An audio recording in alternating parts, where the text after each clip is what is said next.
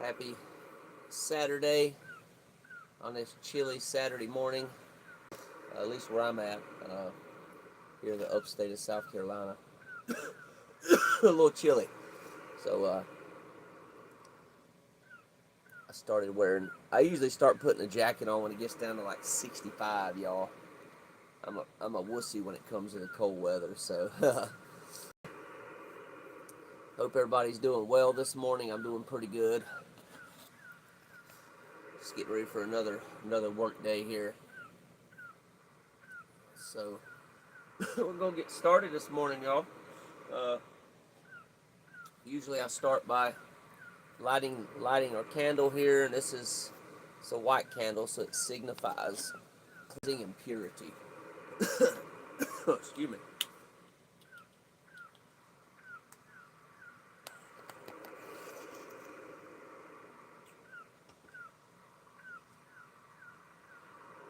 Okay.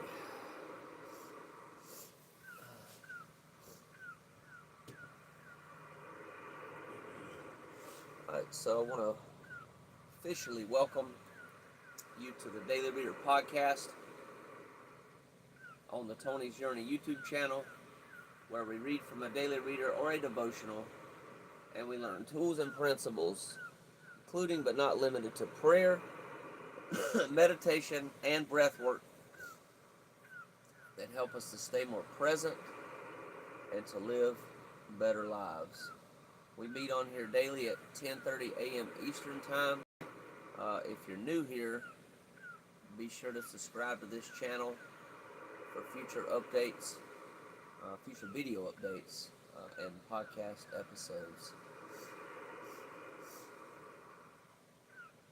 So as always, y'all, we're going to start this morning with gratitude. So let's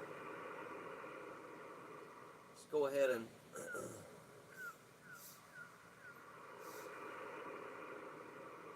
just go ahead and think of something. Take a minute and just think of something that you're grateful for this morning. And I'll share mine. If you want to share yours, you're welcome to share it down below in the comments. I'm grateful for heat. To have heat in my heaters. I actually got my heater on this morning in here. Got another real small low output heater that I use in my bedroom in here as well. When it gets chilly like it did overnight, turn that sucker on and just toast in the warmness of that. So really appreciated to have that. These are actually, I use an infrared heaters, so they actually save on power, so I'm grateful for that. I've got gas too, but I find that the heaters are actually cheaper than the gas for my experience anyway, last couple of years. So I've tried both, used both.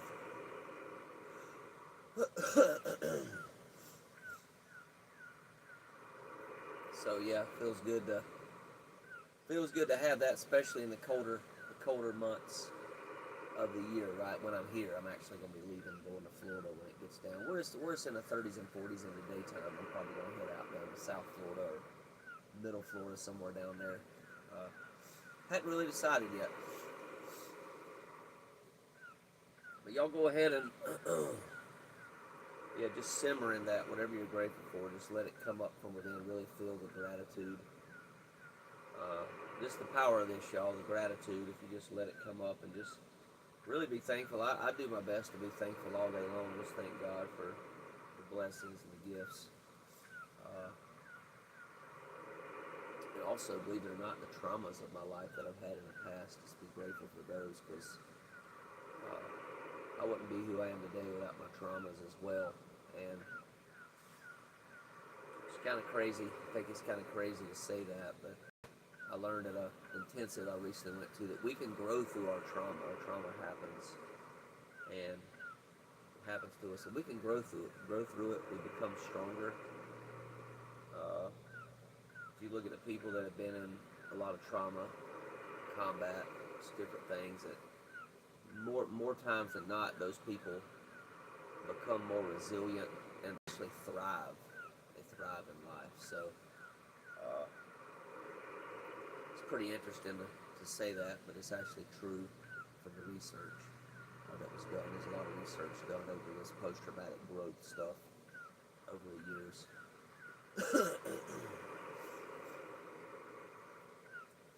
And only a very small percentage of people that come back from war suffer from PTSD. A lot of them just grow and they're able to just, what don't kill me makes me stronger, right? So that's the concept behind post-traumatic growth, or part of some of the concept behind post-traumatic growth, anyway. So y'all go ahead this morning, go ahead and find a stopping point in whatever you have going on, and just get somewhere where you can, that's safe, where you can get comfortable for the next few minutes while we do our relaxation portion. I decided going forward I'm going to leave all my lights off for this, especially when I have my projector on. It's just a lot easier. Let's see what color shows up the best in here for today. Oh, look at that, the blue, y'all. I think we're going to go with blue. Let's stick with blue. I love the blue. Blue's my favorite color anyway, y'all. Seems to show up the best for the current lighting that we have.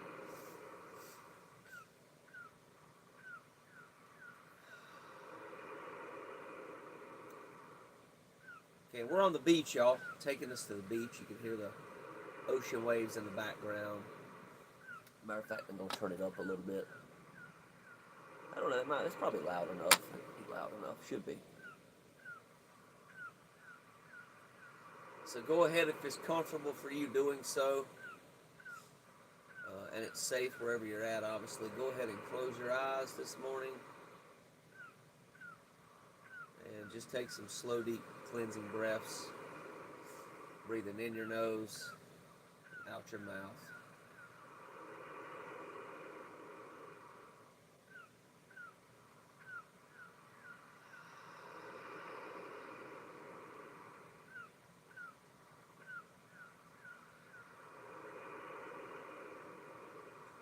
Actually, we're going to do a little bit different. I'm going to do what's called an Ujjayi breath.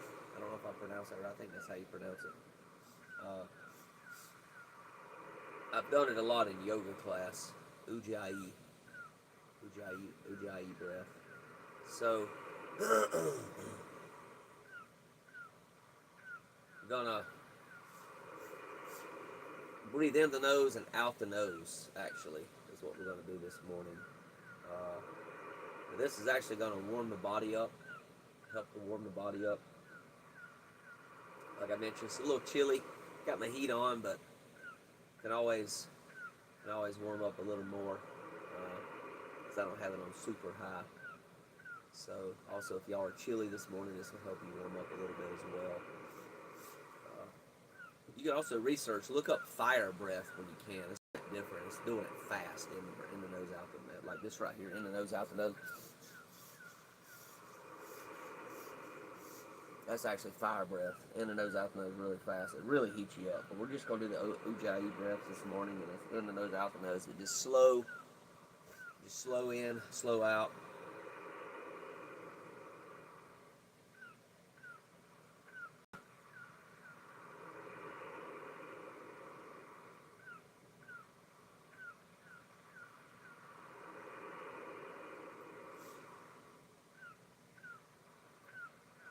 Also notice that your tongue, in order to do this, you'll notice your tongue is on the roof of your mouth. That actually represents a connection point from the brain and the top part of the body, the head, with the rest of the body. When the tongue is on the roof of the mouth, it actually connects. It's interesting. There's some interesting stuff behind that you can research if you'd like to. I don't know a whole lot about it. I just know it's really powerful to have the whole body connected all together and grounded and centered.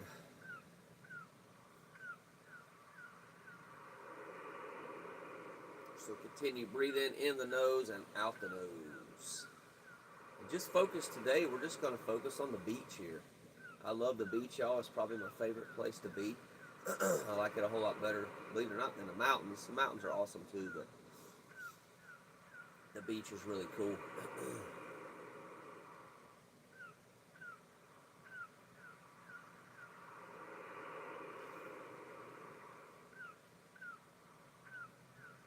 Just notice how that breath feels coming in your nose, out your nose.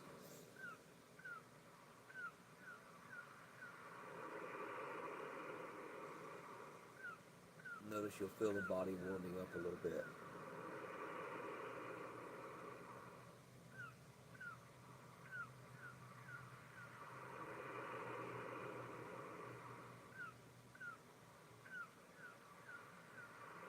Just like I said, put your attention on the waves.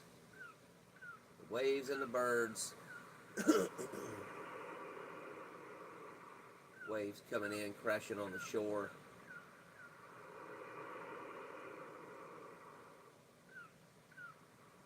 If your mind starts to drift, I call it the monkey mind.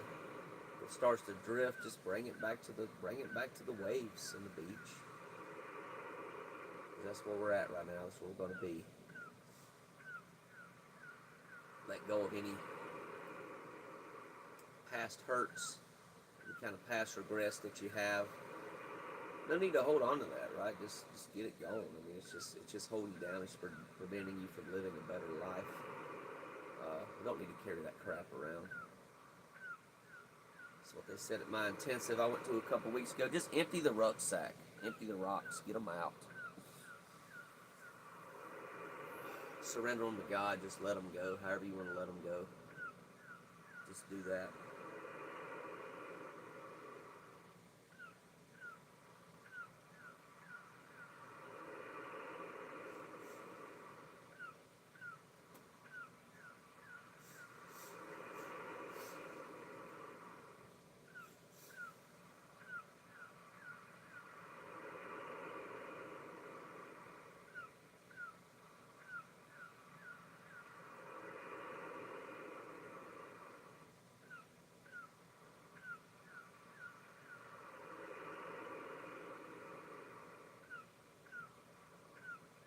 Any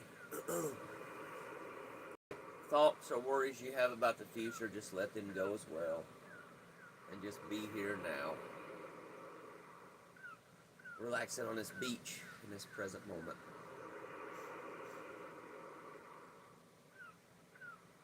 This is also a go-to place if you get stressed out. You can also always go to the beach anytime you want to go there. Just go to the beach in your mind, close your eyes.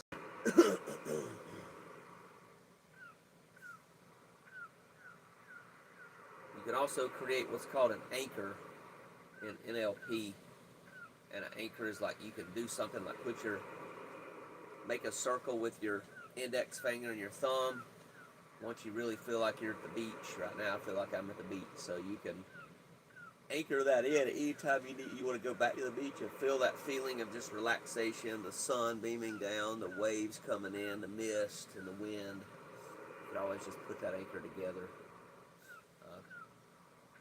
I'm actually creating that anchor now with my left index finger and my thumb doing a circle that allows it to anchor in. And I can bring up that feeling, those emotions anytime I want to. You can put your hand on your chest, you can do that. Hand on your stomach, you can do hand on your head. It's a variety of ways that you can anchor that in to the body. It's like a muscle memory every time you do it. It'll start to create that memory in the body, and you can take yourself back there in the imagination. Powerful, y'all, powerful. This whole podcast is worth coming on here just for that today.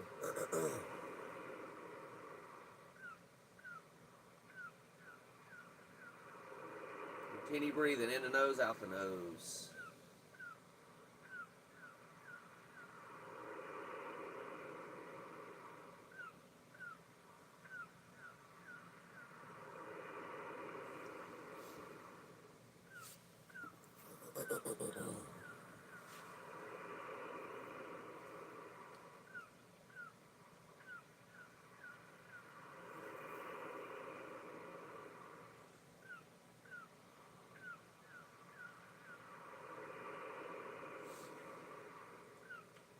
Okay, we're about to do the prayer, the healer's prayer today. Let's go ahead and take our final breath of the relaxation process. So go ahead and take it in the nose deep as you can. On the exhale, we're going to switch it up. We're going to exhale it out the mouth, blow it out audibly, releasing any other stress or tension that you might be holding on to right now. So go ahead and go in and exhale.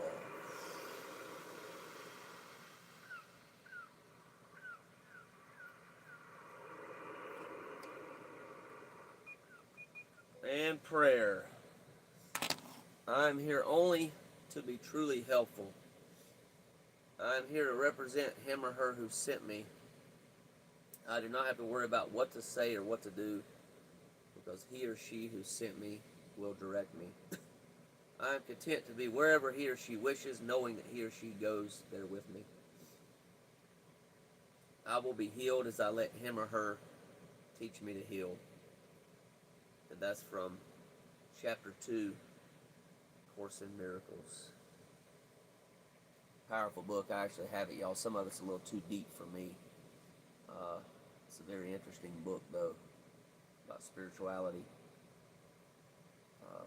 God, connecting with God more, praying, things like that. So it's good stuff, y'all. Alright, so I'm going to go ahead and get some light on in here, y'all, before we start our reading for, it's like October the 11th.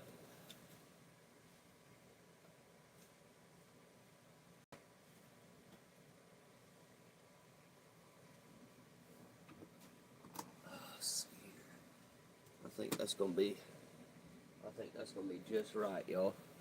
Pretty good little bit of light here. Looks like it's bright enough. I think it is. I think it'll be good. So all this coming on here, y'all, and doing this is developing a habit, developing your self-care habit. Not to say this is all you got to do, but this definitely helps. Breathing, relaxation process, conscious breathing, relaxation process, gratitude, and a positive reader to start the day. Start the day off right. If you start the day off right, when the things come, because they're going to come, life's going to kick you in the balls, okay? I'm just going to be straight up. It's going to happen. And when it comes, when that happens, being grounded in yourself, being in your gratitude is really going to help you be able to overcome whatever comes at you, okay, at a lot better, in a lot more positive light. Better attitude. The only two things we control, and that's attitude and our effort in life. We can't control nothing else. We can't control other people, places, or things that happen, events. It's just going to happen, right? So, but that's what we can control, and this helps with that. This helps with getting the effort as well as the attitude going each and every day. Okay, here we go. My method for dealing with the insanity and chaos while growing up in an addict environment was not to deal with it. I escaped into a fantasy world of books and art and remained physically and emotionally removed from what went on around me. My family could argue all day long, but it didn't touch me because I was too far away. By the time I found my way to Al-Anon, years of isolating myself had left me with scars that couldn't heal overnight. I suffered from low self-esteem, impaired social skills, and lack of self-knowledge, to name a few. Being young, gay, and male added to my sense of being different at the meetings that I attended. I was sure no one could help me unless they were just like me. Finally, I found what I thought I was looking for, an Al-Anon meeting for gay, male, adult children. As I sat at that meeting week after week, finding new reasons to feel alone and separate, I began to realize two things. No matter how different we feel, we are all very similar. No matter how similar we seem, we are all very different. It was then that I knew my problem had nothing to do with which meeting I went to, and it had everything to do with keeping an open mind. Thought for today: making myself available to help and be helped by a wide range of people is a key to my recovery. Now I understand my uniqueness. There may be no one else on earth exactly like me, but with God as my partner and a member of such fellowship, I am not alone. That's from the book In All Our Affairs, page 17. That's good stuff, y'all. This is definitely relates to me when I lived with an alcoholic stepdad. What stood out to me was uh, isolating myself and going into fantasy. The fantasy that I went into uh, growing up was porn and masturbation. So I escaped. Also, let's take that back. I also escaped into, I did a lot of volunteer work around that time as well. I escaped into the rescue squad, fire department, uh, rescue squad, EMS, same difference for y'all, those of y'all that may not know. So I did that and work. I started working at age 15. I worked as a cleaner, like a custodian at a furniture store. Uh, and yeah, that's kind of where I went into fantasy. The fantasy part obviously was I think the biggest issue, getting and going into just escaping my reality, getting into that fantasy instead of staying present. It's good to stay present in my reality, right? Stay right here, right now, and deal with what's at hand, right? Deal with what I have going on, just really the issues. Just deal with them head on, like I've learned to do that now. But in the past, I didn't. In the past, I was stuck in the fantasy all the time. Uh, Masturbation, and yeah, seeing that and knowing that now, I was able to make some shifts and changes around some of that. So uh, powerful, y'all. I do think maybe sometimes I do have impaired social skills. Some of y'all may not see that. I think there is a little bit of impaired social skills still going on that I'm still working on. Low self-esteem. Uh, Not really. Not maybe a little bit. Maybe a hair left of that I need to let go of and work on. But for the most part, I don't have that anymore. Uh, been able to move on from that. So that's a plus, right? Big time. Because I got bullied. I got bullied a lot growing up too. So, uh, but knowing that I'm not alone, y'all, this is really, really, really key. And even back then, when I lived with an alcoholic stepdad, and I was sexually abused and manipulated for an entire year, y'all, I really, truly knew in my heart that I wasn't alone. I knew God was there with me. I was just mad at God, like pissed off, like, God, why aren't you keeping me in these situations? Why will you not get me out? Why will you not fix this? Why will you not fix that? Uh, I knew He was there with me, but at the same time, I'm thinking about free will. There's always free will, right? And maybe that's why God didn't get me out of it for a long time. Maybe He was trying to get me to wake up to my free will. I really don't know, right? It was really a challenge. It was a childhood. I was under age 18, right? But thinking back on it, uh, I don't blame myself. I don't blame myself at all, right? It wasn't my fault. But I do think that if I could have made some different choices at the time, maybe I would have seen some different things, and I could have made different choices around all that at the time. Uh, so yeah, it's kind of where things are at with that. Uh, Looking back, I don't think maybe I didn't have to go through all that pain if I'd have made a couple different choices at the time. But I mean, I didn't know. I did the best I could, right?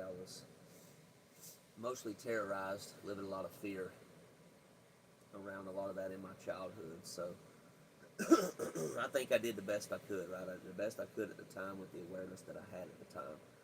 Uh, if I could have made a different choice, I think I would have made a different choice, and I didn't. So right, uh, but it's part of who I am today. Like I swore, like when I lived in that alcoholism with my stepdad, I swore up and down. I said I am never, ever, ever gonna become an alcoholic, and I never did.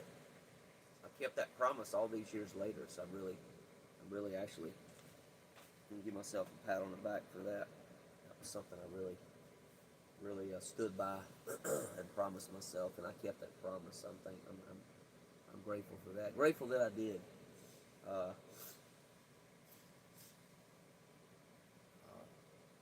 Because if not, I mean, who knows where my life would be? Who knows where it would have went if I became an alcoholic and drank all my life, right? Who knows? I mean, I'm 41, but you just never know where that'll take you. I think the average person is an alcoholic.